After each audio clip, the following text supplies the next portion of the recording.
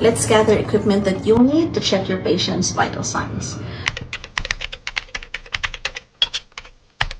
For blood pressure, you will need a stethoscope,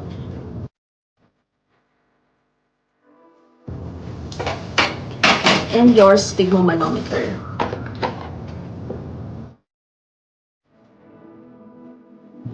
When you use your sphygmomanometer, make sure that you select the proper or the correct cuff size for your patient.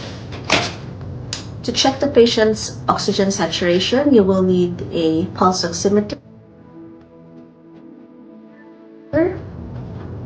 And the pulse oximeter usually checks both the pulse rate and the oxygen saturation. To check the patient's temperature, depending on which route you're going to be using, make sure that you select the correct thermometer. So for example, for oral and axillary, you can use this type of thermometer.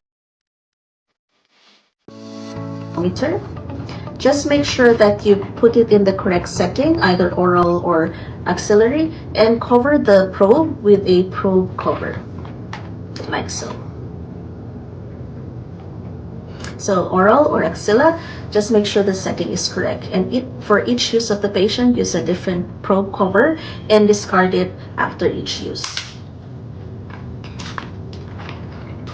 If you are going to be using a tympanic thermometer, use the correct thermometer.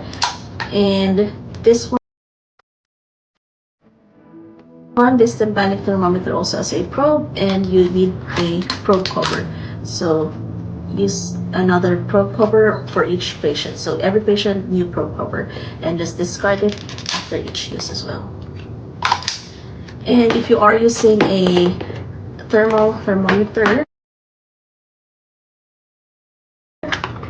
just make sure that you put it in the correct setting and the distance towards the patient's forehead. Just look at your manufacturer's details for the proper distance as well. So again, proper setting and proper distance for thermal.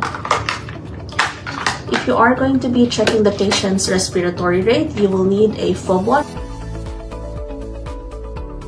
a clock with a second hand to make sure that you count for 1 full minute. So check the rise and fall of your patient's chest and count for 1 full minute. Same with checking the patient's pulse rate in other pulse sites, like if you're checking, let's say, temporal, carotid, brachial, radial, popliteal, dorsalis pedis, your posterior tibialis, or your femoral, just make sure that you use your fob watch.